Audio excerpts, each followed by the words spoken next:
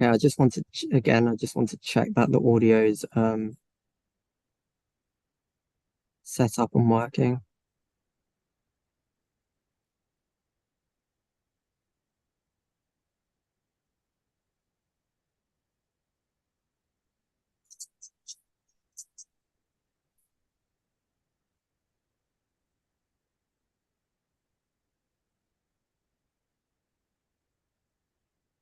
So it is set up, but it's also set up as private, which obviously we don't want.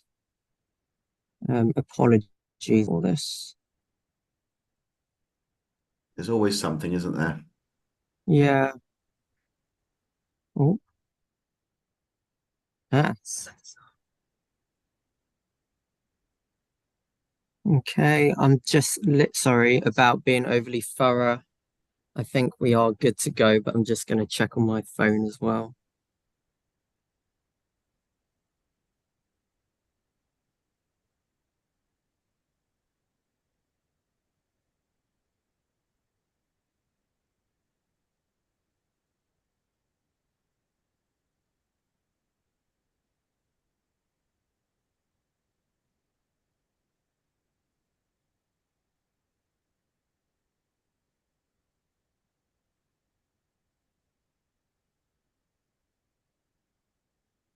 Good to go, but I'm just okay. I think we're good. So um, first of all, welcome everyone for this meeting. The first item on the agenda is election of a chair for the rest of the municipal year. Thanks, Guy. What I'll do, if that's okay, um, we'll elect a chair first for the meeting, and then we can do introductions after that. So can I have any nominations for chair um, for this meeting?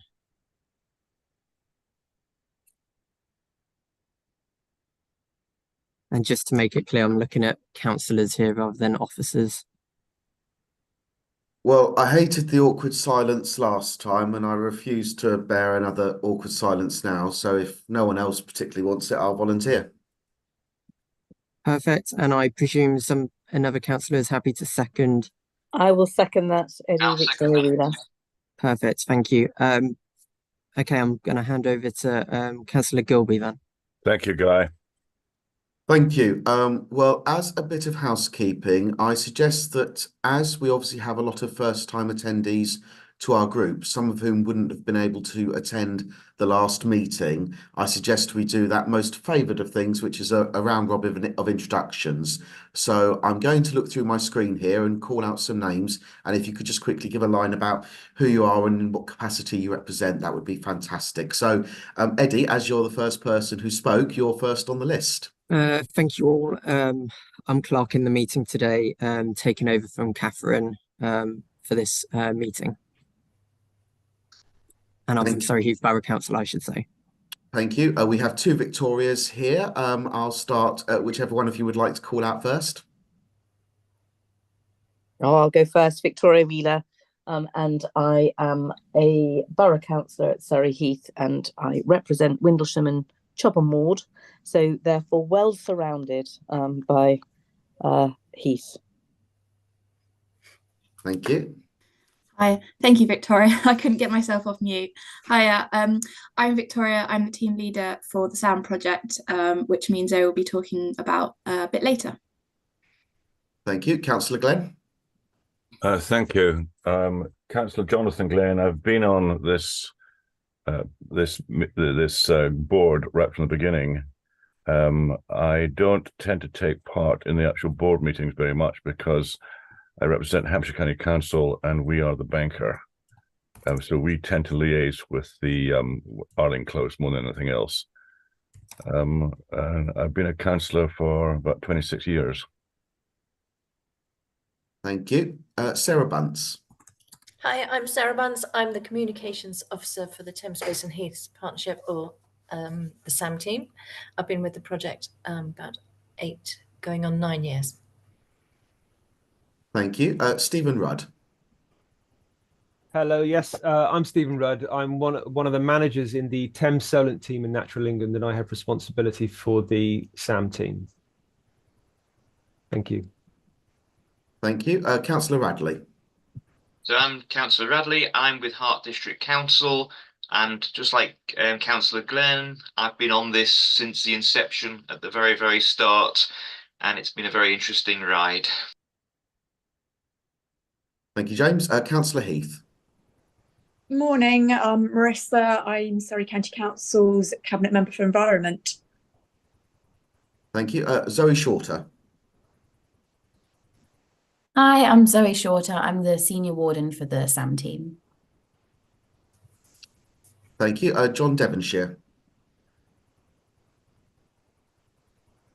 Hi, I'm John Devonshire. I work in the planning policy team at Runnymede Borough Council.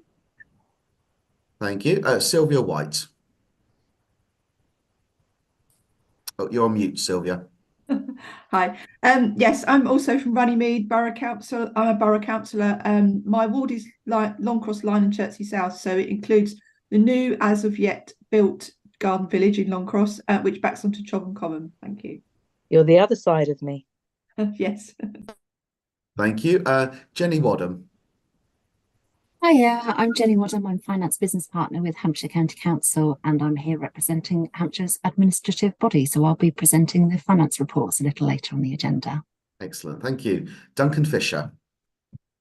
Good morning, everybody. I'm Duncan Fisher, the officer in attendance for Wokingham Borough Council.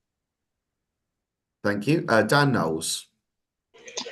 Hi, I'm Dan Knowles. I'm a planning policy officer at Guildford Borough Council, and I'm attending just to watch. Fabulous. Kieran Bartlett. Morning, I'm Kieran Bartlett. I'm from Surrey Heath Borough Council. I'm a principal planning officer. Excellent. Jack Thompson. Hello, I'm Jack Thompson. I'm the conservation officer for the RSPB. I'm providing a officer/advisory sort of function for the meeting and the partnership in general. Excellent. And Matthew Ellis. Hi, I'm Matthew Ellis. I'm in the planning policy team at Waverley Borough Council. Thank you. Jade Bowes. Hi, I'm Jade Bowes. I'm coming from Woking Borough Council as a planning policy officer. Thank you. Councillor Hyman. Hi, I'm Councillor Jerry Hyman from Farnham. But I'm not a member of the committee. Happy to substitute from Waverley Borough Council. Thanks. Thank you. Ben James. Morning, everyone. Ben James. I'm a policy officer at Elmbridge Borough Council. Thank you. We're getting there. Ruth Papworth. Morning, I'm Ruth Papworth. I'm a warden for the Thames Basin Heath Partnership. I know the next one, but Julie Gill. Hi, Julie Gill from Bracknell Forest Council, policy team, planning policy. Thank you. And I think this might be the last, Nicola Buckland.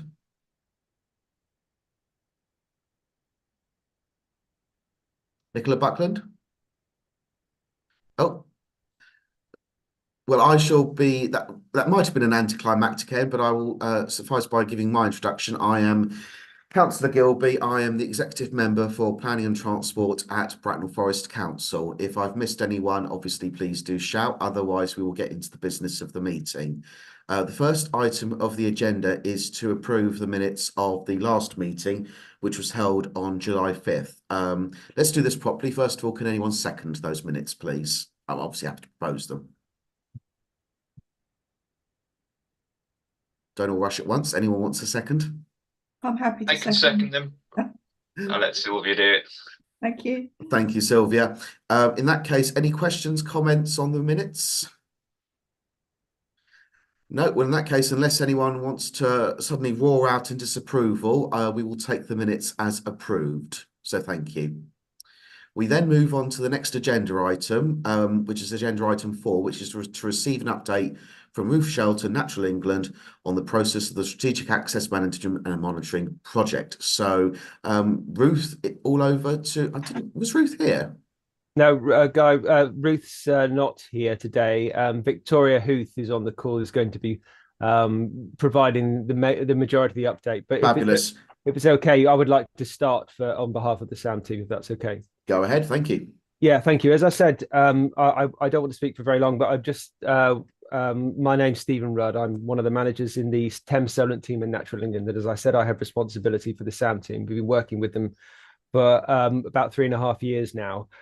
I'm local. I make use of the SPAs. The Whitmore Common is my local one in Guildford. I also use the SANGs regularly. So not only do I, in my professional life, work with the SAM team, I also benefit from all of their hard work as well. And what I just wanted to reiterate before we start the feedback from the SAM team is the importance of working really closely with JSPB and developing our relationship with you and the benefits that will bring. We've obviously got a huge amount of problems in the southeast to overcome. Particularly, we've had a huge spike in numbers of people using the sites that we warden. Footfall is now higher than since the pandemic finished. Dog ownership now is really, really high, which brings with it lots of impacts.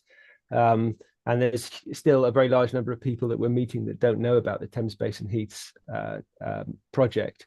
And of course, housing stock has increased by 12%, yes, since the start of this project. And of course, there's much more planned. So we know a lot more people are coming to this area. We're obviously trying as an engagement team to do as much as we can about that, and they're doing a fantastic job, as you'll hear about in a minute. Our engagement officer, and our education officer, and we've only got one of them, has engaged 8,000 children over this past year, which is a fantastic number. And we've just published the new booklet highlighting all of the 82 SANGs that we've now got across the Thames Basin Heath area as well, which is a fantastic number of places for people to go. But you know that amount of space will run out at some point with all of the people coming to this area. So it's really just to acknowledge the fact that I know some councillors and have been engaged on this project for some time, and that's really, really welcome. But also there's a lot of new people that are coming into JSPB that might not have that full knowledge about this project, and we would really love to work more closely with you to help you understand the unique challenges. So if at any point you'd like to get more involved, we would love to welcome you to Heathland House near Woking. You come and visit the team, come and see some of the unique challenges that we face, but also come and join in on some of the work. So they offer wonderful nightjar walks. We do a wonderful Heath week as well, and all of this would help improve or help develop our relationship with you and open up more opportunities for engaging more people, more communities, and to bring those wider wellbeing benefits and access to green space benefits that we know that are out there. That's all I wanted to say. Please let us know if you do want to get in touch and you'd like to explore some further opportunities. But I'll hand over to Victoria Heath now, who can take you through the updates from the SAM team. Thank you. Hi, everybody. I'm just going to share my screen, so bear with me.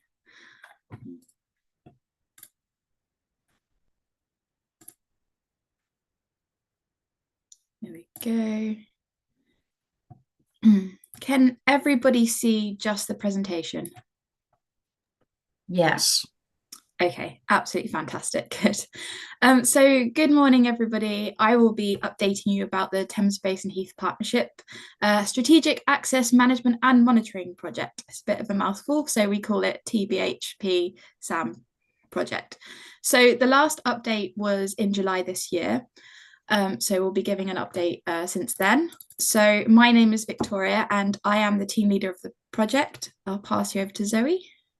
Hi, I'm Zoe. I'm a senior warden for the project. Yeah, so Ruth Shelton, the project manager, is currently in Cumbria for her daughter's birthday. So Zoe and I are presenting the updates today. So just a little bit of housekeeping. Could everybody please keep their microphones off to limit any background noise, and pop any questions that you have in the chat or save them to the end. So if there are any questions that we can't answer today, we'll take them away and get back to you as soon as possible. So thank you very much. So last time we met, as there were so many new faces, we did go back to basics. So what I'll do today is give a quick summary again of this project. And then we thought it would be useful to remind you of some of the key decisions that we've made over the last 3 years together. So here is what we plan to talk to you about today. So I'll start with the Thames Basin Heaths themselves. So this project is focused on protecting the Thames Basin Heath Special Protection Area, or SPA for short. So those are the pink blobs there that you can see on the map. So that is the heathland itself. And this is the area that we look after. So as you can see, it's fragmented across 3 counties. So that's Surrey, Berkshire and North Hampshire. And it would have been one large area of heathland before all the modern development happened. So for those of you that don't know, heathland itself is actually a man-made landscape, and it's been here for around 5,000 years. So we have very rare species that have adapted to live only on heathland and have evolved. So we really need to look after what we have left. So an SPA is an area designated to protect rare and vulnerable migratory birds, and we have 3 in the Thames Basin Heaths which are ground nesting. So as you can see here, we have the Dartford warbler, the nightjar and the woodlark. So this area was designated as a special protection area in 2005. So when the chicks hatch, they're right on the ground and they're vulnerable to predators and disturbance. So disturbance, for example, people or dogs off the path. And as you can see, they're really good camouflage. So these particular chicks here are nightjar chicks, and sometimes they can just be off the path, maybe within a metre or so. So they're quite vulnerable. So as I mentioned earlier, the heathland was designated as an SPA in 2005, and the framework agreement that all of your local authorities created together was finalised in 2009.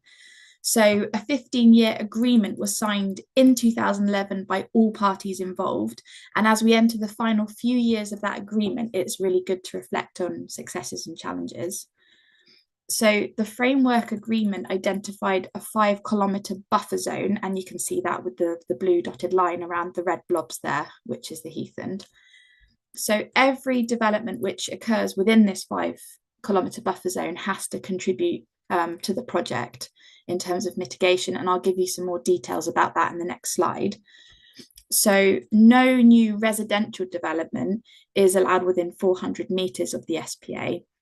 And there is in fact an additional buffer zone, which is about 5 to 7 kilometres, in which developments have to contribute to the project, but the contributions are much lower, probably works out to be about a quarter.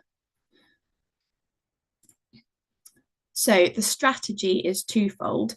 So the tariff applies to all new residential developments within the buffer zone, and Hampshire County Council will then receive the funds, monitor the payments, and then maintain the investment funds as well. And the SAM project is to be funded in perpetuity. So perpetuity in this context is 80 years.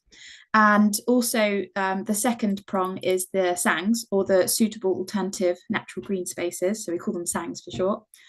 And these aim to divert visitors from the SPA, and the effectiveness of the SANGs as mitigation will depend on the location and design. So they must be more attractive than the SPA. And this final point on the slide is actually taken directly from the SANG guidance.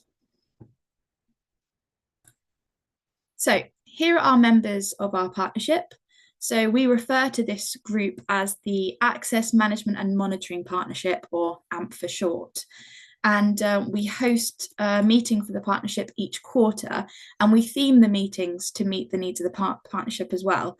So this year we've had all sorts of presentations. So we've had, from all different organisations as well, we've had Space for Nature, Butterfly Conservation, and really interesting presentation from No Fence. So that's when you don't have to have physical fences on the landscape to keep the cattle in. So they wear collars, and you can actually adjust the boundaries on an app on your smartphone. It's absolutely amazing. It's mind-blowing. So our next meeting is in January, and we're calling it a comms takeover. So we'll be focusing on all of the communication needs and challenges across the partnership, and such as creating consistent messages on the SPA and that kind of thing. So what do we do? So we focus all our efforts on delivering this fantastic strategy, and it's developed by your local authorities in conjunction with Natural England.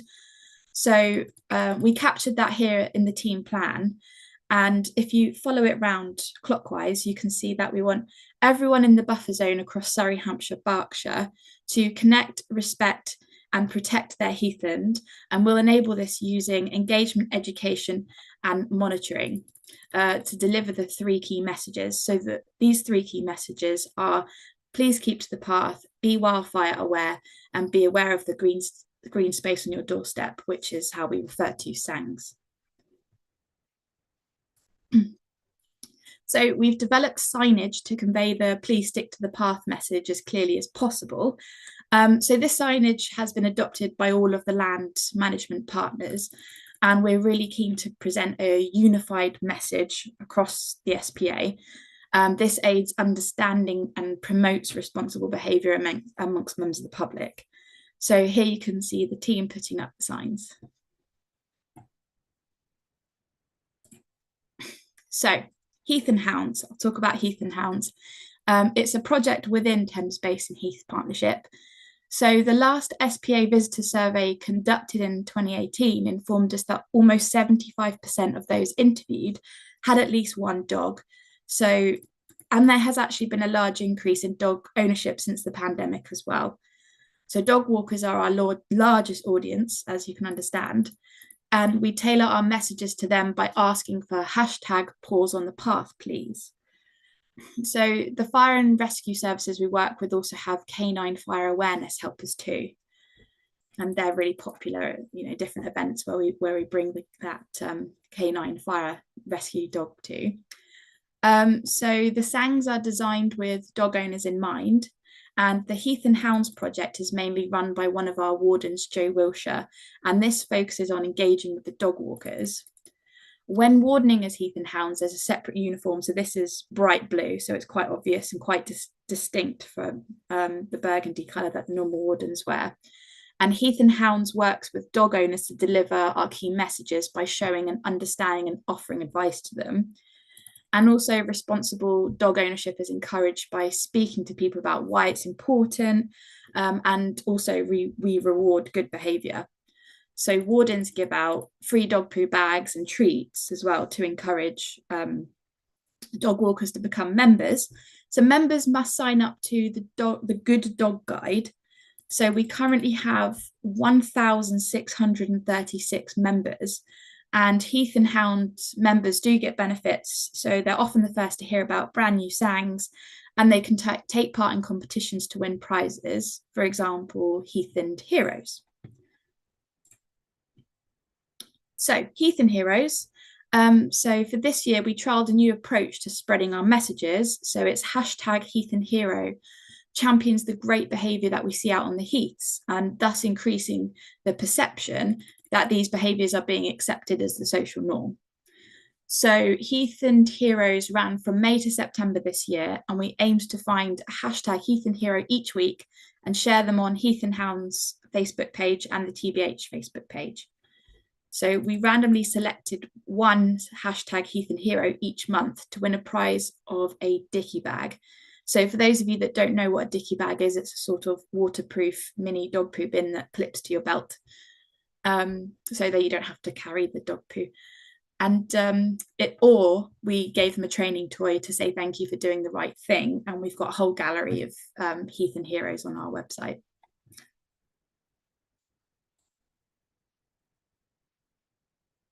So since July, there's been 10 Waggy walks spread across the 3 counties, including 2 walks at Wellesley Woodlands Dog Event and 2 to explore the brand new SANG at Sunningdale Park as well. So the most recent walk promoted the new waymarked route designed by Horsell Common Preservation Society from Heather Farm to Horsell Common. So this is a longer route which introduces dog owners to the SANG and encourages access along the main footpath through the less sensitive habitat on Horsell Common. So this also gives us the opportunity to discuss the awareness of wildlife when we're dog walking on the heaths. And we get loads of pictures and loads of positive feedback and lots of regular members and new members as well. And you can see this lovely collage of the Heath and Hounds members. So I'll talk about wardening news. So here's an update on what we've been doing since we last spoke to you in July. So here's the team with the seasonals for summer 2023. So our wardens are always wearing their uniforms when they're out on the SPA. And you can see the obvious burgundy colour uniform in the Heath. And then you can see there Joe is wearing the blue Heath and Hounds uniform in the picture as well. So we monitor the coverage of our sites to ensure we're spreading ourselves as evenly as possible. So some really good news about recruitment, year-round warden roles. So we're really pleased to announce that former seasonal warden Kay, she's there on the right. She's been successful in achieving a year-round warden role. So this role was backfill for Nikki, who was promoted to a comms officer earlier in the year. And then additionally, we're pleased to announce that Sonia, also a former seasonal warden, she's on the left there, has been successful in achieving a year-round warden role. So her role is one of the additional two year-round warden roles that we hope to fill this year. So the remaining year-round warden role has been advertised on our website and will have more of a Heath and Hound focus. So this person will help Joe with the Heath and Hounds project, and we plan to interview for this role this month, in fact Monday, I believe. So the data analyst role. So this role was live on our website, Civil Service Jobs and Countryside Job Service, but unfortunately we didn't get anybody suitable, although we did have lots of applicants. So we will be going out again soon for this role. And we do hope to have a new data analyst in the sound team early next year. So in case all that was a little bit confusing, here is sort of like a clear list of our team.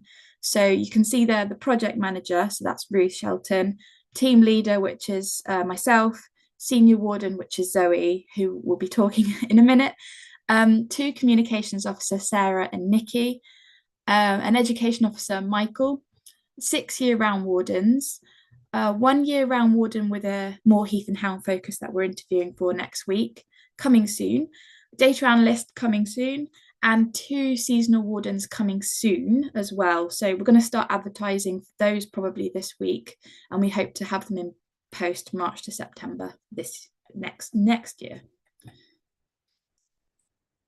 So I'll now hand over to Zoe to talk about events. Zoe, before Sorry. you go ahead, got a question Yeah. from Councillor Glenn in the chat. Victoria, he asks, where do you advertise the dog walks? Yes, so we advertise them on the Heath and Hounds Facebook page, and also we advertise them on Thames Basin Heath social media as well. So yeah, lots of social media. And also when our wardens go out, we talk a lot about Heath and Hounds, and there's a little QR code on the back of our leaflets that people can scan, and it takes them straight to the information and things like that. So yeah, we spread the word as far and wide as we possibly can to get as many people interested. Thank you very much. Thank you, Victoria. Zoe, the stage is yours. Cool. Can you hear me okay?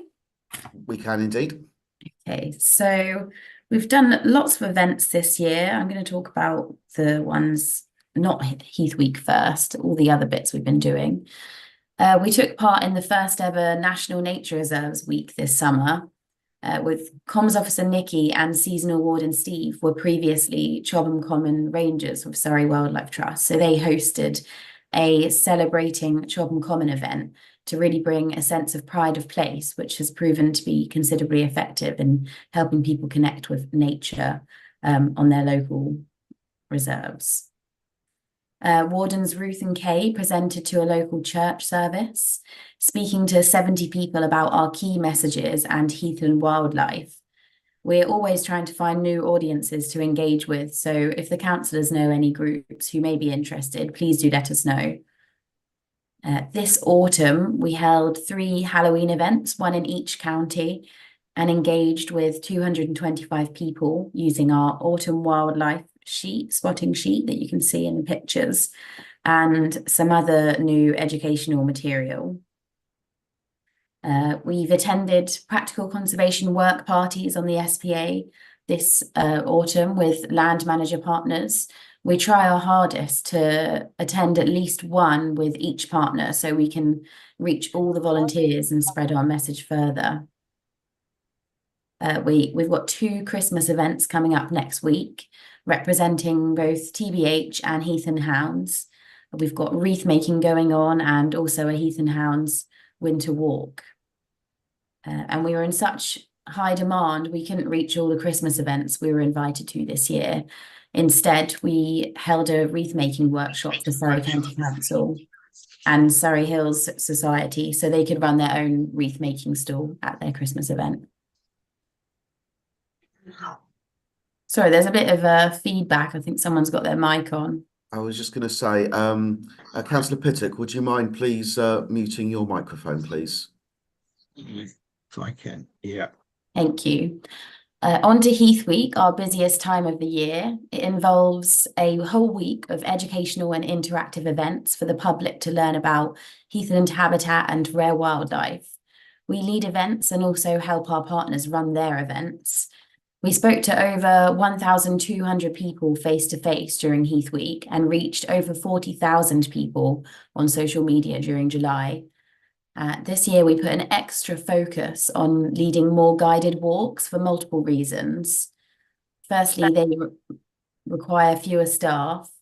They have a limited number of attendees, so we can pick places with smaller car parks that we can't use for larger drop-in events.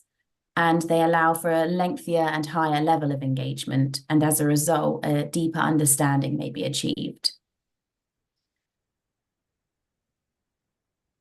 Make sure on the right slide. Yeah, we are very proud of the work we deliver for Heath Week.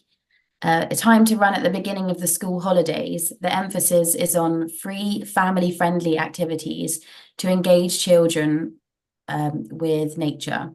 This season, there were 27 events on the programme run by ourselves, Surrey and Berkshire Fire and Rescue Services, Surrey Wildlife Trust, the RSPB, Hampshire Countryside Services, Horsell Common Preservation Society, Hart District Council, ARC, the Amphibian and Reptile Conservation Trust, Forestry England, Chobham Commons Preservation Committee, and Hampshire and Isle of Wight Amphibian and Reptile Group. And this image shows our new adder craft at Ockham Common, which was a hit. Next slide, please. And here's a lovely montage of our 2023 activities. Butterflies and Other Things with Wings had a record number of attendees despite the wet and windy weather. Not as many butterflies were seen as in previous years, but spirits were not dampened. One person said they loved everything, looking closely and finding lots of insects. Attendees still saw the grayling butterfly, which are a popular must-see for this event. We also had a new event this year, such as had 2 actually, drop-in events. The Horsell Treasure Hunt and a trip to the movies and TV on Chobham Common. The treasure hunt attracted over 100 people. Attendees said it was well organised and imaginative and interactive questions, which was great to hear as we had a particular focus on sensory elements, one of our aims this year.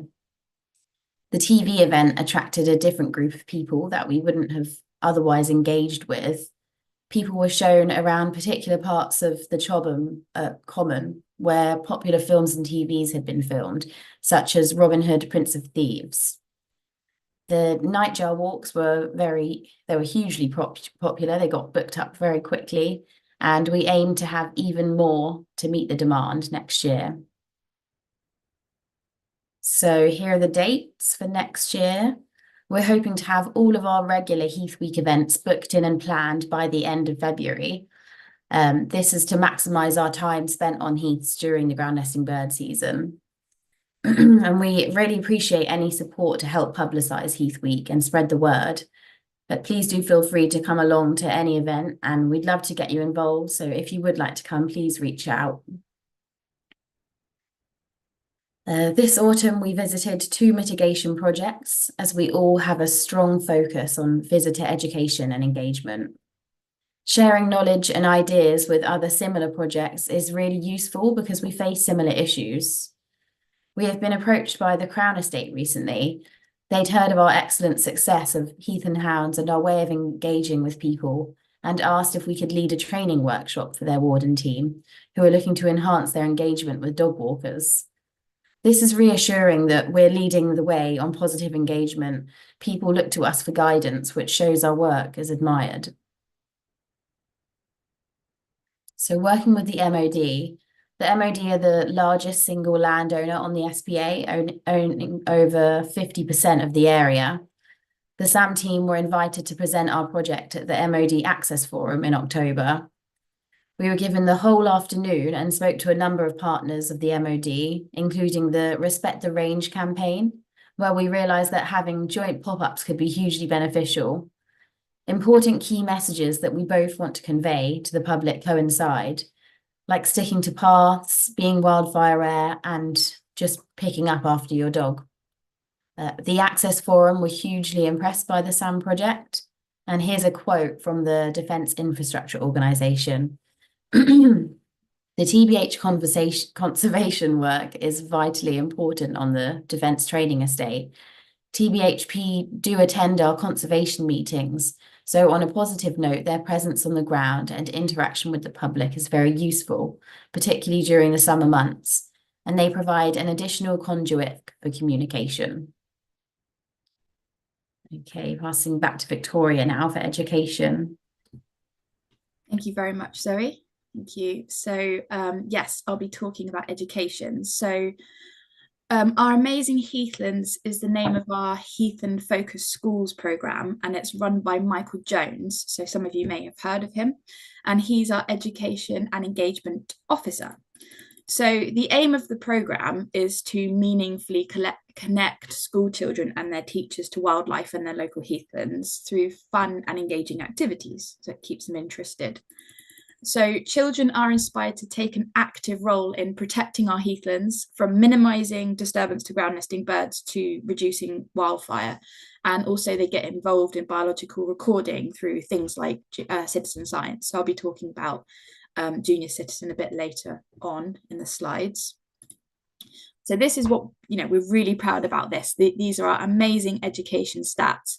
And you can see from 2019, year on year, they've just been going up. I mean, 2020 was a bit of an anomaly for obvious reasons, but then as Stephen said at the beginning, Michael has spoken to 8,000 children this year now. And so they're usually primary age children. And yeah, this year is by far the most successful in terms of sessions and delivered engagements. And the 8,000 engagements that Michael has are really high quality as well. So they could be from a couple of hours long. So it's assemblies, classrooms, going out on the heath, all sorts of different sessions there. So everybody leaves just knowing how special the heathlands are and what everyone can do to prevent disturbance to ground nesting birds and also preventing wildfires. So the best way of connecting children with their local heathland is to actually get them to experience it firsthand. But also for those that don't go out, there's still great value in having a session in the classroom as well. So children are fascinated by the animals and plants that make a home on this really rare landscape. And then they're inspired to go home and tell their family all about it and how everyone can protect it. So vitally, these sessions provide opportunities to connect children with nature, increasingly important nowadays. And it's something we could all benefit from as well. These images on the slide show groups out on Chobham Common and Horsell Common, and children then finding out about heathland in a classroom session as well. So heathland themed resources are available to teachers after a session.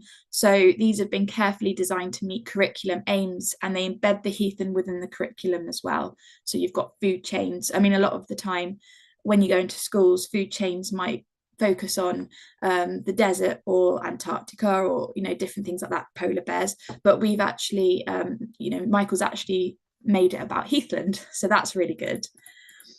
So there are 60 primary schools within 1 kilometre of the SPA and about 220 plus within the 5 kilometre buffer zone. So there's a sizable potential audience to work with there. So with school projects, teachers are encouraged, and also Michael provides them with the appropriate resources to get the children to create projects about the heathland.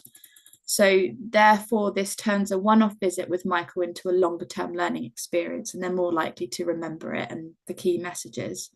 So there are opportunities to design posters to encourage people to help the Heath.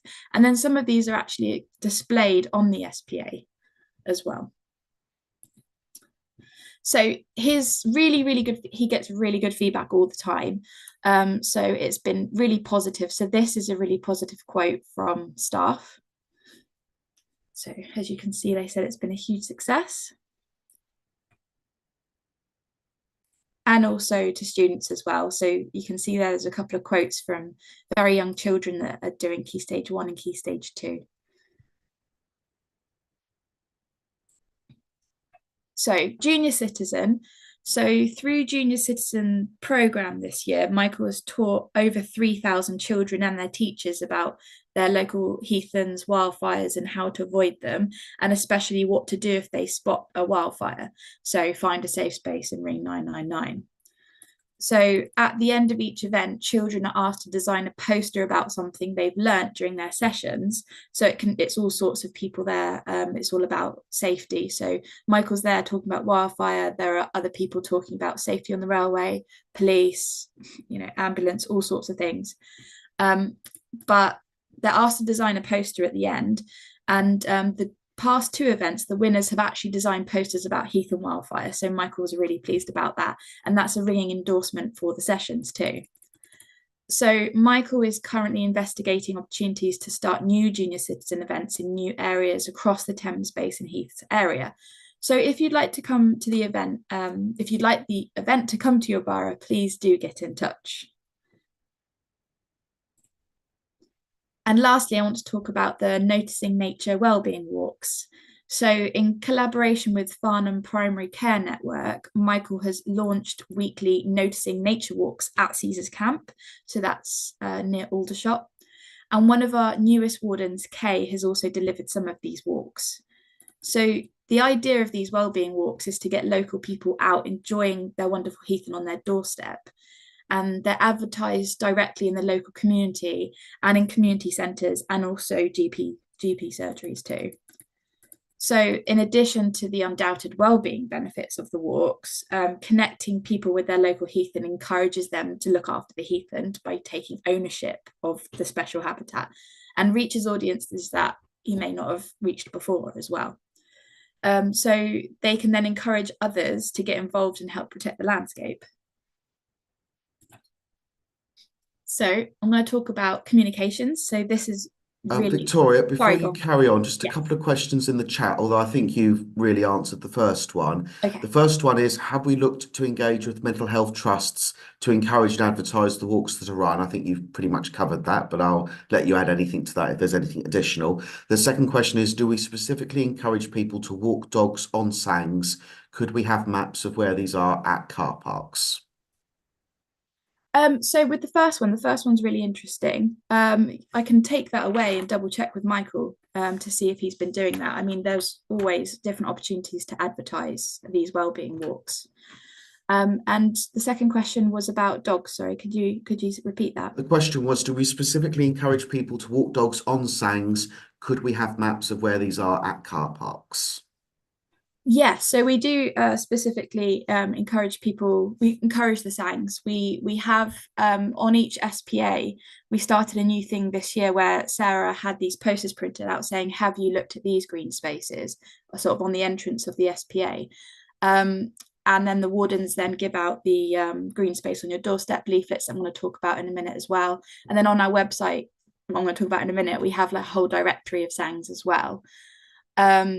So yeah, we have specific information about car parks and also how local the sangs are to your site. So you can type in your postcode on the website and it'll bring up a list of all the local sangs. Does that answer the question? I'll leave Victoria to answer that. The other Victoria, does that answer your questions? Sorry, I hate Zoom. It does, yes. I have another supplementary question actually to the sangs. Do you think that sangs without free car parks are less attractive? That's a good question.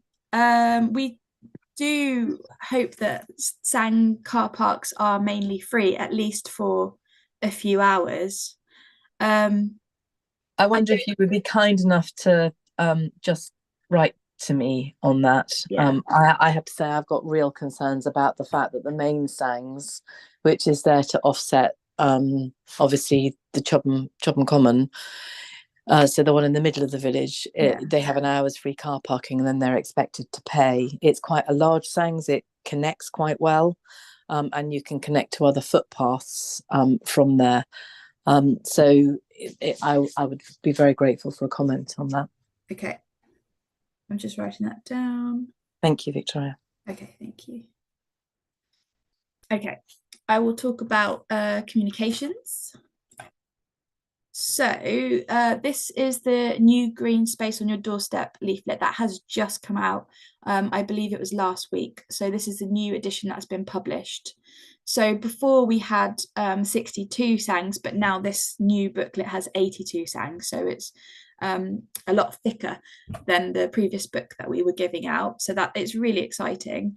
So it's A5 size and it has a physical map in the center with all the sangs marked and then the list of each with a description of what you can actually find there as well. So the green space on your doorstep part of the website has a live list, as I just mentioned, of all sangs available with a postcode finder. So you go onto our website, put your postcode in and it brings up a list of your closest sangs. That's the picture of the map inside the sangs booklet and it looks a lot busier than the last one did. And those blue blobs there, the big ones, are the SPA. So you can see there's quite a nice amount of sangs around the SPAs there that people can visit. So there's always going to be one that's close to you.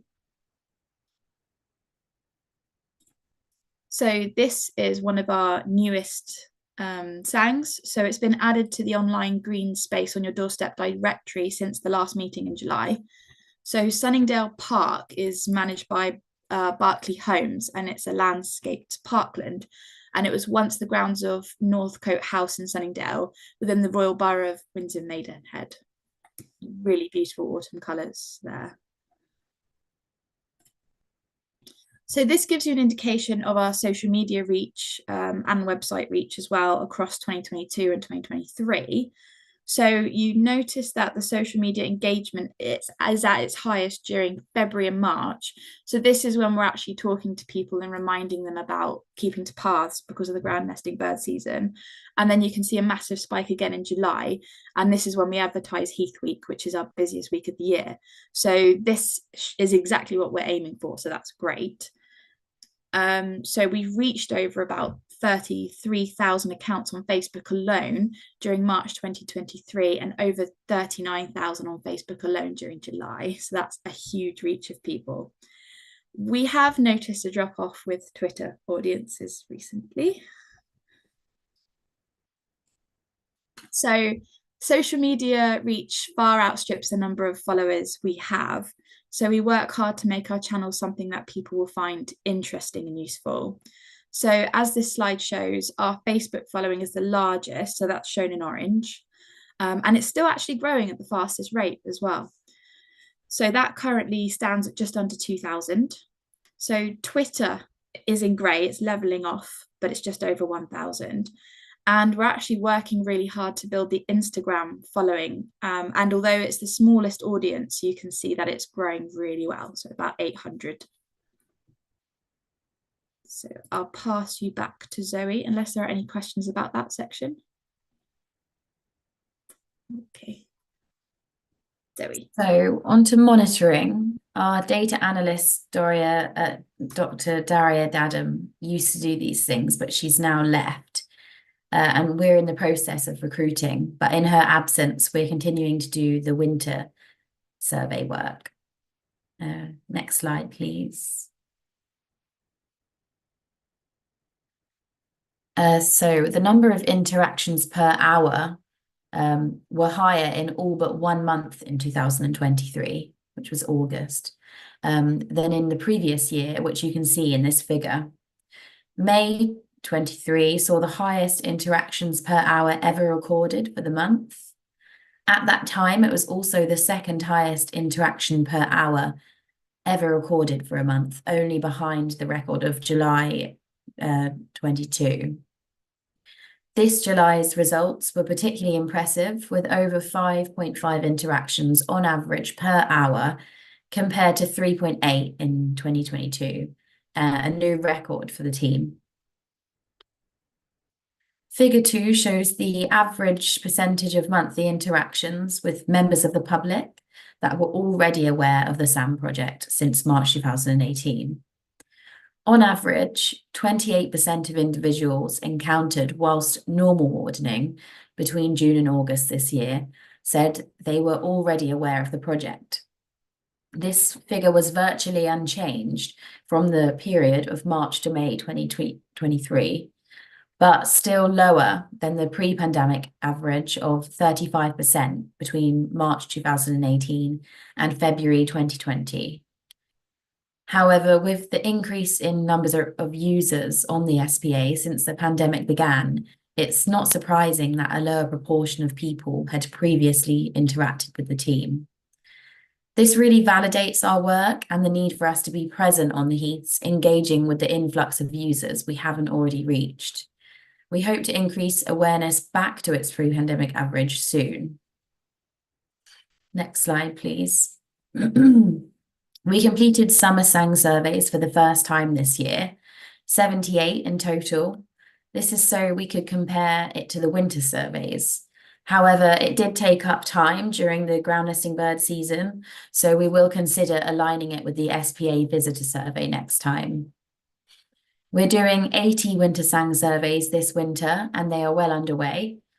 We've corresponded with Footprint Ecology, who will now analyse the results of the summer and winter SANG surveys. So we'll have a suite of reports from the same provider, and it'll be interesting to see what comes of that, and we'll update you in the next meeting. Our SPA visitor survey is conducted every 5 years. The survey is now complete and has just arrived in our inbox in the last couple of days, and it will be on the website soon. As discussed previously, the car park transects will be part of the next SPA visitor survey. Moving back on to Victoria. So I'm going to talk about the decisions that we've spoken about with JSPB since 2020. So as Zoe's just mentioned, thank you for agreeing that the car park transects will form part of the SPA visitor survey instead of the wardens carrying this out during the nesting season. So this will free up an estimated 125 hours. So that's almost a whole month's wardening for one warden. So that is a lot of time. So the car park transects have now stopped. And this is another example of how we're actually constantly monitoring what we're doing to ensure we're as efficient and effective as we possibly can be. So still some work to be done before we can hand this over to Footprint. When we look at the car park transect data, there's no actual change year on year, but for the 5 years between 2017 and 2022, there was a bit of a difference. And that's probably because of the pandemic. So here are the 4 most significant decisions that have been made in the last 3 years. And this was detailed in the report that was sent to you a couple of weeks ago. So just a reminder, the tariff was set in the original framework agreement signed in 2011. So the original framework stated that the tariff would be uplifted every 5 years for the project to be funded in perpetuity. So this had not happened, and we asked for the board for their approval for the tariff to be uplifted on an annual basis in order for the project to reach the point where it's funded to perpetuity. So the board approved this uplift, so that's great. So the next decision, in June 2022, we asked for some guidance relating to 2 elements of succession planning. So the first one was a long-standing and highly knowledgeable member of the team had expressed the desire to move towards retirement, and we were concerned about knowledge loss, so we requested permission to recruit another comms officer to start this knowledge transfer. So this is currently going well, and our new comms officer is another long-standing member of the team, so that's great. And both individuals currently wish to work part-time, so it means that we have holiday cover and backup. And the second one was the current bird data providers have been providing the data since 2005. So we're looking for ways to future-proof the data collection within the project budget. And we spent some time in June 2022 explaining the options as we see them and suggesting a course of action. So in the report, we provided a summary of those options, and our favourite option was actually option 1. And this was to ask external contractors to collect the data using professional ecologists. And this was alongside the 2Js, current data, for 2 years to ensure an accurate continuation of the data set. So we were unable to award the contract, unfortunately. So now we suggest we explore option 2, which is engage a new data provider so that we can coordinate volunteers. And we're currently in discussion with the BTO, so that's the British Trust for Ornithology, about this. So work has started in this area, and Ruth and I will provide an update as soon as we can. So number 3 on the slide is in November 2022, we let the board know that the project has engaged an external contractor to conduct the visitor survey for the SPA. So this is what Zoe was talking about earlier. So this work is outside of the scope for our wardens, and it was agreed that we'd find a contractor to do this and award the contract. And lastly, number 4, in July, we were able to report that the contract has been awarded and was below the figure we had expected, so it was cheaper. So we asked the board if we could use this underspend to fund a change in the project structure to ease the difficulties we were having in recruiting seasonal wardens, and this was agreed. So this was pre-July team structure 2023. And you can see there it says in the bottom right-hand corner, seasonal wardens ×6. We did have a brilliant team of seasonal wardens this year, but the thing is we had to advertise the jobs twice, and we had to run 2 inductions to get our amazing team, who were 5.6 full-time equivalents between them, a little bit below the goal of 6, as you can see on this team structure plan. So unfortunately, this is actually the second year we've had to do this. So the second year we've had to advertise the jobs twice, and the second year we've had to run the inductions twice, which takes up a lot of time during the bird nesting season. And actually, because we've been going out and networking with other projects that are quite similar to us, as Zoe mentioned before, we asked them about this, and there has actually been a reduced interest in seasonal roles across the whole conservation sector for several years now, and this is since the pandemic. People are now looking for more permanent jobs. So this shows no sign of changing. So we therefore propose a change of our team structure to the next slide.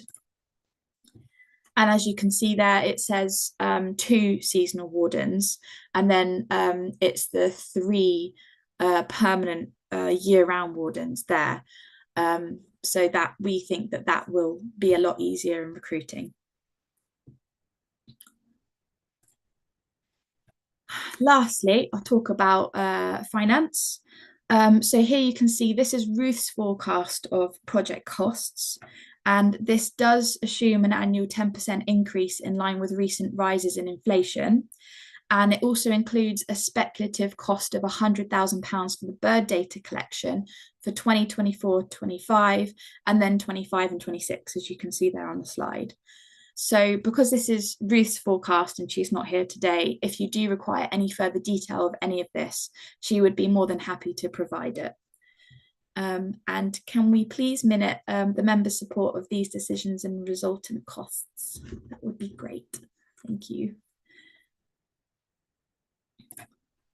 And that is the end of our slide. So are there any questions, please?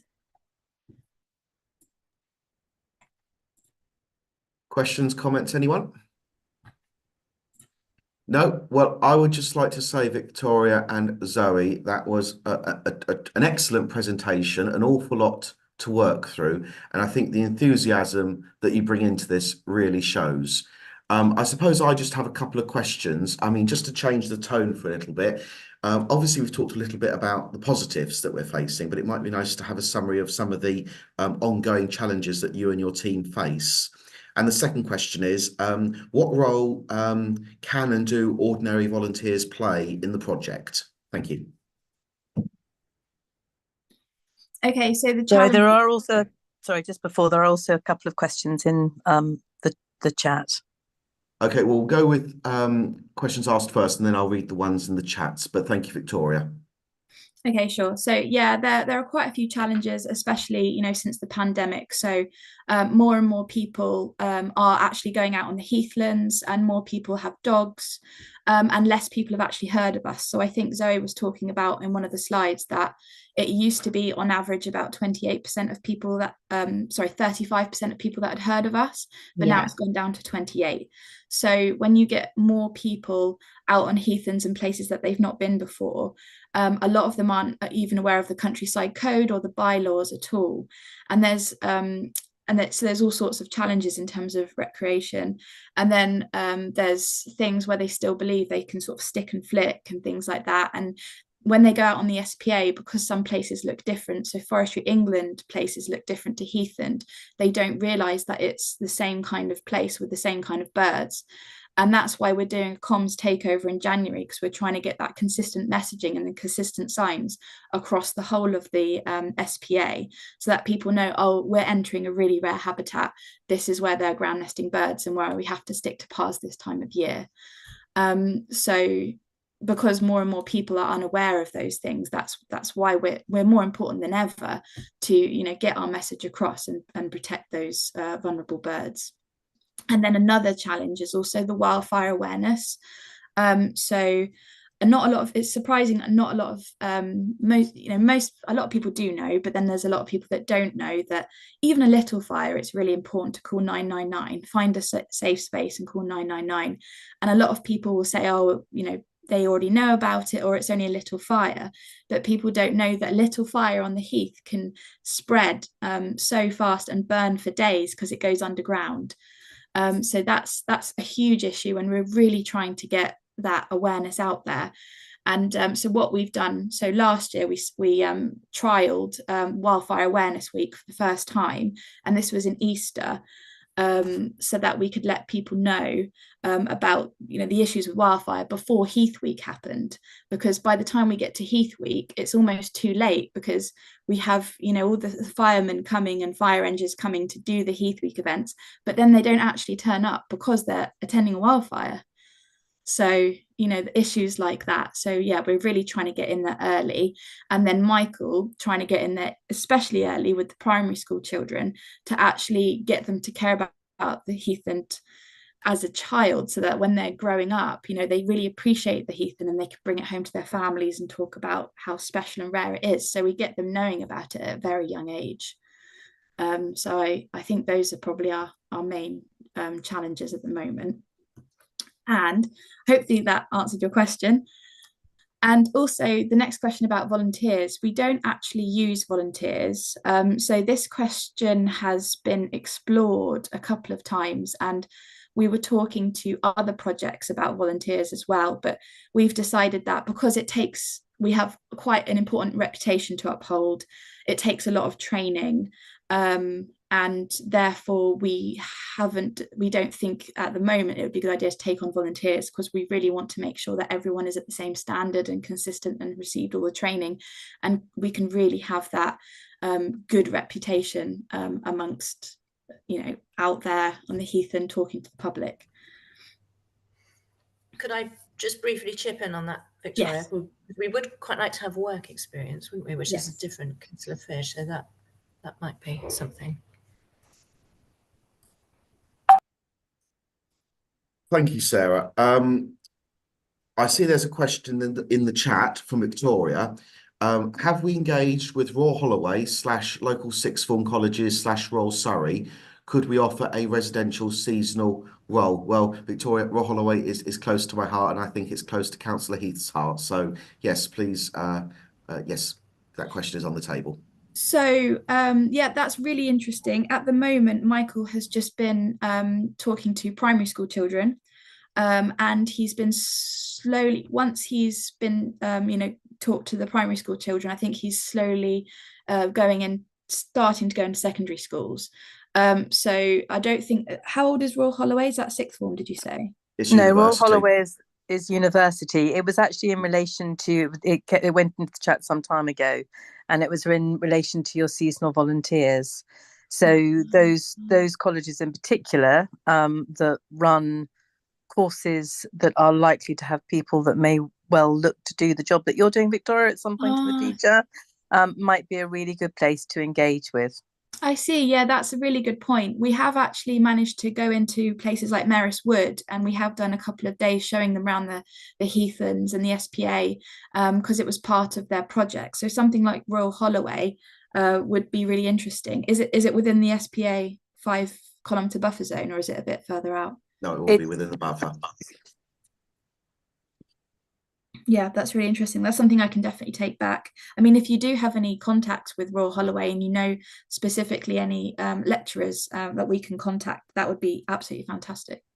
Well, you could. I'm sure he would welcome the opportunity. And before I say this, I don't know the political persuasion of the councillors that are on this group. I'm an independent councillor, so no political persuasion whatsoever. But actually, Alistair Pinkerton, who is the Lib Dem leader for Surrey Heath, is a lecturer, I believe, at Royal Holloway.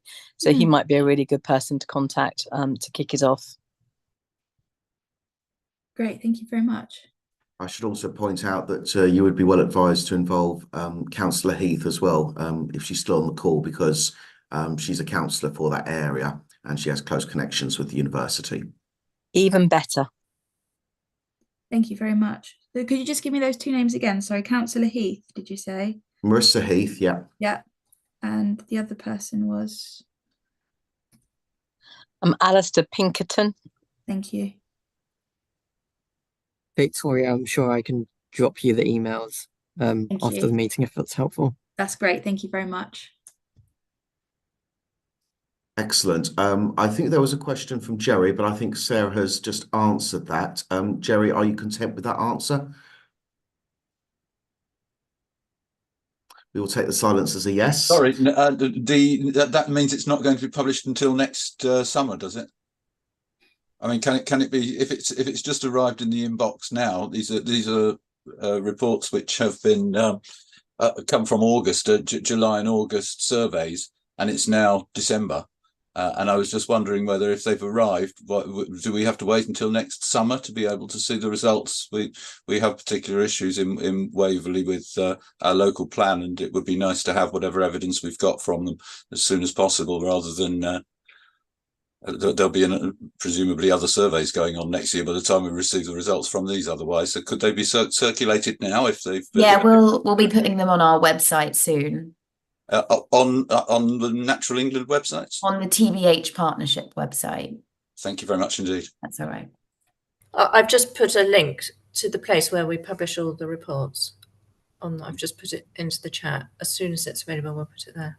That's excellent. Thank you very much indeed. No problem. Thank you. Any other questions, comments from anyone? No, in that case, again, Zoe and Victoria, thank you for your presentation. Thank you. There is no decision to be made on this report. We just simply note it. We therefore move on to the next agenda item, which is to receive an update from Jenny Wadham, Hampshire County Council, on the financial position of the SAM project. So I leave it over to Jenny. Thank you. Thank you. Right, I'm going to try and share my screen with some slides, so bear with me. Hopefully this will work, she says.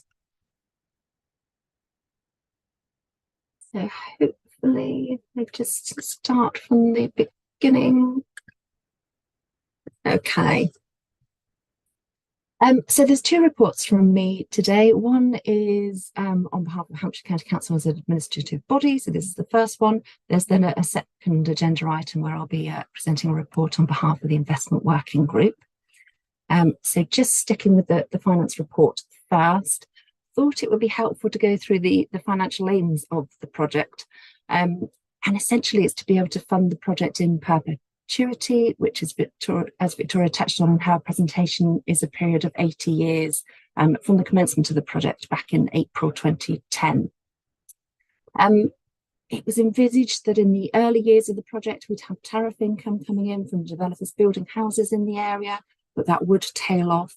And therefore, we needed to be able to invest that income to ensure that we had a continuous ongoing source of income coming in for the project.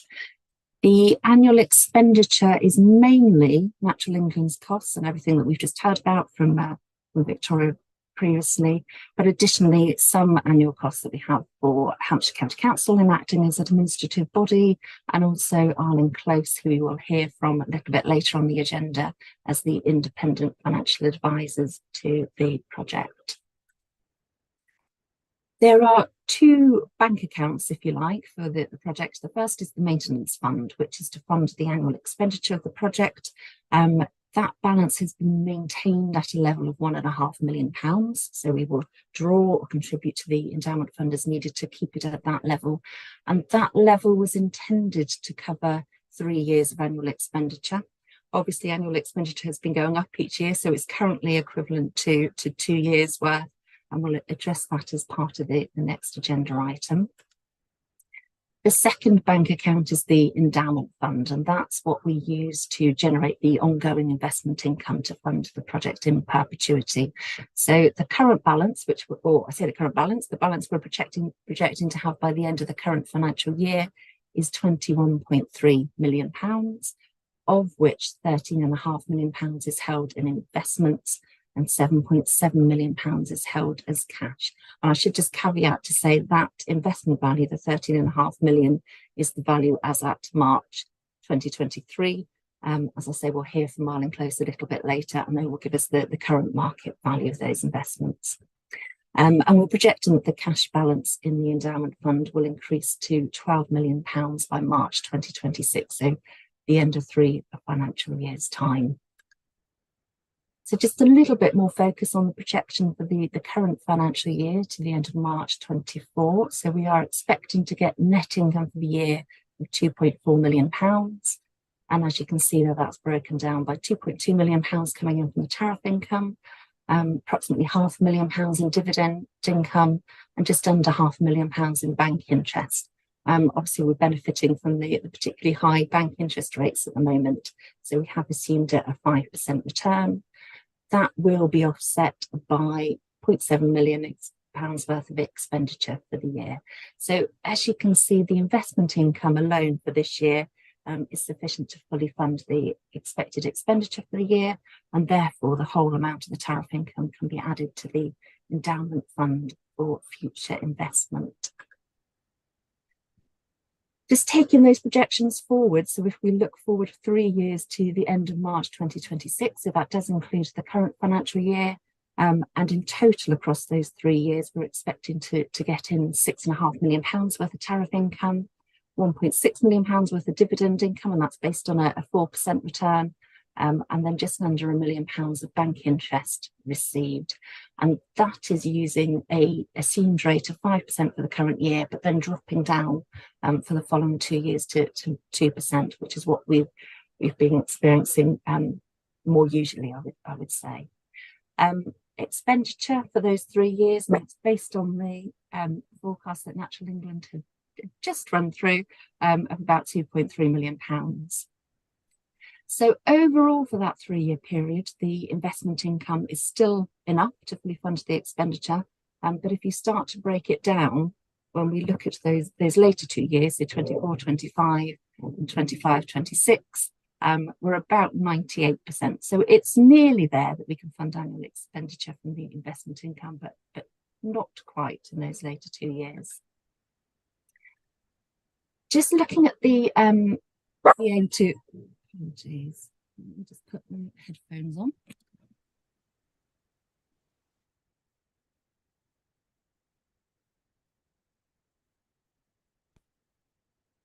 The project being funded in perpetuity. So 2 graphs there. This is based on the original financial modelling that we did for the partnership. The graph on the left is looking at the total tariff income that we expected to achieve over the length of the project. It was assumed that we'd get in £30 million over 17 years, and the blue line just assumes that comes in equally per year before tailing off, and this is the cumulative income. The red line is what we've actually received into date, and also the projections going forward. So you can see that our actual tariff income is actually expected to go above what was originally assumed in the business plan. However, the graph on the right looks at the annual expenditure that was anticipated, and for the blue line, it was £500,000 per year, being uplifted by inflation each year. So that blue line just adds on 2% inflation. The red line is what we have actually spent or projecting to spend, and you can see that after a bit of a slow start to the project, we've now got to the point where the annual expenditure is slightly above what was originally envisaged in the model. And I think that comes back to the report we've just seen from Natural England, and why they're keen that the board do confirm the budget that had previously been approved. So just some conclusions really about the achieving the funding in perpetuity. So I would say we are nearly there, as we've just seen tariff income slightly above the originally model levels, but also so is the annual expenditure.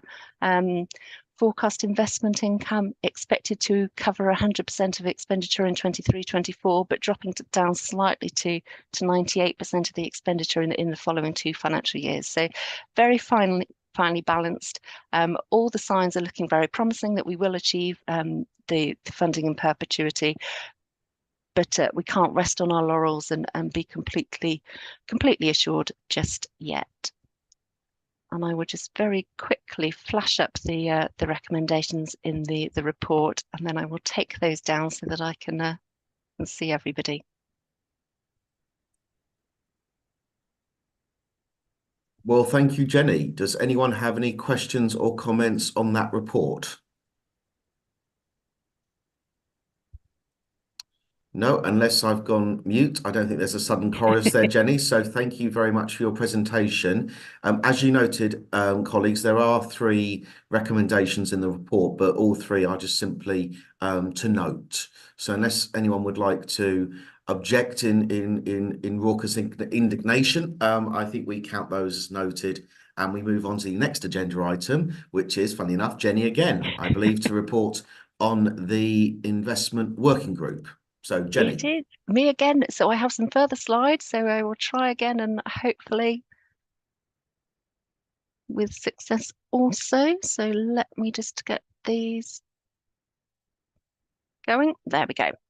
Right, so this time presenting on behalf of the investment working group, who are now all on the call. So just to give us a little overview of the current members there: Councillor Glenn, Councillor Bermange and Councillor Pittock. The remit of the investment working group is to review the investments for the partnership board, and to make recommendations to the JSPB to make the decisions. So the investment working group are there for to provide recommendations and advice, if you like, but it's the board itself that makes the decisions in accordance with the financial advice that we get from Arling Close. Just one slide here to cover the recommendations that are coming forward from the investment working group this time. So the first one is the group discussed the balance in the maintenance fund. And as I touched on previously, it was set at £1.5 million, which was due to be the equivalent of 3 years annual expenditure. However, that's currently the equivalent of about 2 years. So the investment working group discussed whether to keep the level at the £1.5 million amount, or to stick with the principle that it was 3 years of annual expenditure, and that is what the investment working group would like to go with, that we keep it at 3 years, which is roughly equivalent to £2.5 million based on the current projections of expenditure. The investment working group have also reviewed the investment strategy, which is in Appendix 1 of the report. The changes to be made are in red font in the document, just so that they're hopefully a little bit clearer to everybody, but I have just quickly pulled them out here. So sections 2.3 and 2.4, just a little bit of clarification around the decision making of the investment working group. Particularly, it was pointed out we had Arling Close down as members, who are members, but they're obviously there in an advisory capacity and not in a decision making capacity. And also Councillor Glenn is a member of the investment working group. But because he's also a Hampshire County Council councillor, and as the administrative body, we want to keep ourselves completely separate from the financial advice, because we do not provide financial advice. People who've been part of this meeting for several years will know I'm a stuck record on that point. So just to clarify that Councillor Glenn will be involved in the decision making of the IWG, but he will abstain from any decisions on the investments when it comes to the JSPB, the board meetings. 3.1 and 3.2 is just about the balance in the maintenance fund that I've mentioned, so keeping it at 3 years worth of annual expenditure rather than a set amount. 5.2 and 6.2 is just to change. We say the target return in the original investment strategy was inflation plus 3%. What we've actually tended to be working to is inflation plus 2 to 3% as a target return, so a minor change there. And then just also minor adjustments throughout the report, just to include 6th of December as the date that it's been amended. So those are the changes to the investment strategy. The IWG were also asked to review the responsible investment policy and have come back and decided that actually they don't think any changes are required to that. So that is the recommendation of the IWG, that there are no changes to the responsible investment policy. And then finally, obviously, the investment working group are recommending that the board accepts Arling Close's advice, which will be coming up in the next exempt item. But essentially, we had a pending investment in a fidelity account of £4 million, which was agreed by the board a couple of years back, but there are delays in terms of setting up accounts in order to do that. The most recent advice from Arling Close, the board previously, was to keep that investment on hold and actually not to go ahead. There's now advice that actually we cancel that and we put the £4 million back into the cash balance effectively to treat it as available for future investment, but that we keep cash in the endowment fund and there are no further investments at this time. But obviously that will be discussed in more detail in the next item. I've then just included a couple of the tables from the report that are there for noting. So the one on the top left, the investments that have been made to date. Just to be clear, the £15 million is the amount that we'd invested, not the current market value of those funds. And then on the bottom right, we have the graph that shows the projected income over the following few years, and also the projected balances that we have in the two bank accounts, the maintenance fund for the annual expenditure and the endowment fund. This is the cash balance that is available for investment if the board chooses to do so. Finally, I want to say it's Appendix 3, but it might have moved to Appendix 4 of the report, forgive me, is the projected cash flow. So we do a little bit of modelling, financial modelling, looking over the entire perpetuity period.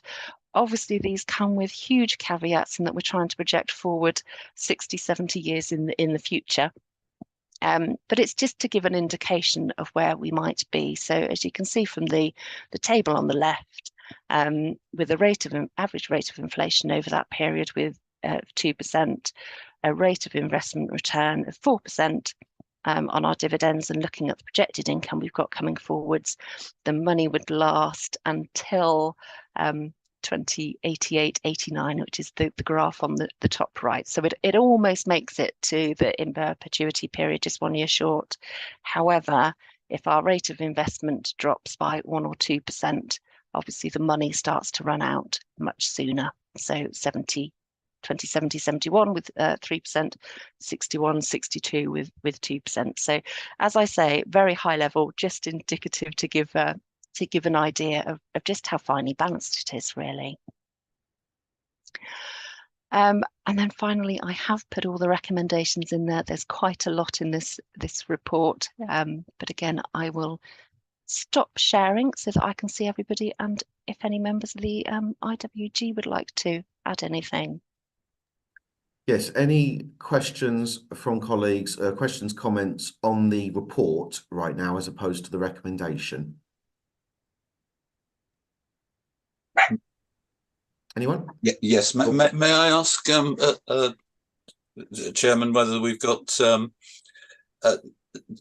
first of all, we're looking at these figures on the graphs over a period of 80 years as being the in perpetuity, and I'd noticed that Natural England's position, the published position on the government website, I think it is, in regard of nutrient neutrality, which is going on elsewhere, another habitats issue, where they say that perpetuity is 80 to 120 years. And I wonder whether we would be able to, anybody could explain why we've adopted 80 years as the lifetime of development, which I think most houses last longer than that, rather than 120 years, and how the figures would pan out if we were aiming for that.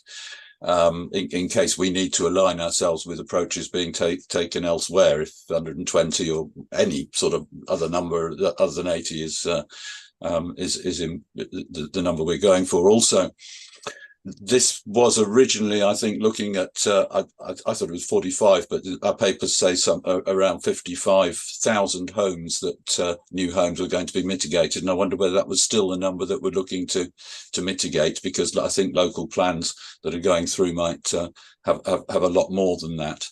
And finally, the other issue, this appears to be the money goes in until the 17-year period. I didn't know this was for a 17-year period. I assumed that it was going to continue forever and get bigger and bigger as more houses were developed. What happens after the 17 years? What happens to the JSPB, and what happens to the approach? These might need to be taken outside of the meeting. I understand that there may not be anybody there who can answer those, but that they are things which have come up there. Quite happy with the £2.5 million reserve. I think that sounds sensible, Councillor Glenn. That's 3 years is what we're looking for, and now 3 years will take us up to nearly £2.5 million. So that seems very sensible. I don't think anybody would object to what we've got put in front of us as recommendations. Thank you very much. Jenny, if you can answer what you can, there's obviously lots to digest there. There is. So starting off with the 80-year period for in perpetuity, I think it's a nominal figure effectively. We need something in order to be able to do the modelling too. We use 80 years. That was what was in the original modelling that was done when the SAM agreement was created. In terms of the graphs, the position doesn't change. So if we were to extend that in perpetuity period up to 120 years, then we would be saying actually the money runs out at the end of the 80 years. So we'd need to look to what we can do for the 40 years. I would say again, trying to financially model so far forward, there are so many assumptions in there that I think to even looking at that far in the future, it's not going to be as accurate as it could be. If we extend it to 120 years, I'm not sure that's going to give us any more information, because there are just going to be so many assumptions in there. I'm not sure it would be useful information to try and project forward that far. In terms of your question on the housing in the 17 years, again, I think that was it was based on the plans, the housing plans at the time. It was so that we had something to model with. What we are actually projecting at the moment is there will be tariff income coming in for a few years beyond that. Hampshire's role is very much, as Councillor Glenn explained at the moment, as banker. So we don't actually do the forecasts of the tariff income that will be coming in. That comes from the local planning authorities. And again, I think it's quite difficult to do looking forward for more than a few years. So we're almost taking a prudent approach, if you like, that it will continue for a further few years. But actually, I think it was brought up at the last meeting that those housing plans have long since changed, and building is expecting to continue going forward. So it is likely that we will continue to get tariff income beyond that period, and then we might start to be closer to the 120-year perpetuity period. But again, we're dealing with trying to predict what's going on so far in the future. It's very difficult to do. Hopefully, has that covered off most of your questions. Was there anything I've missed that I could answer from a financial perspective? No, I don't think so. No, I think perhaps it says that we need to take another look at the delivery framework, because if the original assumption, which I didn't realise, was that we were going to stop building houses in 5 years' time around the Thames Basin Heath, which would have been a very strange assumption to make. Then we need to certainly make sure that we're working to a different plan to that, with something a bit more realistic. I think real life, what's going to happen is certainly more sensible than the plan that we've got, if we are assuming at the moment that we're not going to be getting tariff income and not going to be mitigating the impact of homes beyond a further 5 or 10 years time. But maybe they're just thinking that the area will be full up of homes. We've concreted over the lot, so hey, we can't build anymore. But I'm sure we'll just go upwards if that's the case, and then we've got a different effect to take care of, I'm sure. But yeah, something to think about. Thanks very much. Thank you, Councillor Hyman. Any other questions or comments on the report? No? Well, in that case, then I move the recommendations 2 to 8 as laid out in page 47 of the report. Some of those recommendations are obviously decisions to be made. So would any councillors wish to second those recommendations before we move into comments on the recommendations? Councillor Pittock from Wokingham has seconded. Thank you. In that case, then, any comments on the recommendations? No? Well, if you have any opposition, please do make yourself known. Otherwise, we will take it as unanimous approval. Chairman, I've got my hand up, Chairman. Oh, sorry. Please note my abstention on all recommendations. Understood, Councillor Glenn. Councillor Glenn abstains. Do we have anyone else who wishes to make an abstention or opposition? No, in that case, then, beyond the abstention, the recommendations are unanimously approved. Thank you. We therefore move into the next agenda item. But before we do that, I note that we will require exclusion of the public and press, and I'll read out the relevant bit, that the press and public be excluded from the meeting during consideration of agenda item 7, as it involves the likely disclosure of exempt information as defined in paragraph 3 of part 1, the schedule 12A of the Local Government Act 1972, specifically clause 3, information relating to the financial or business affairs of any particular person, including authority holding that information. So may the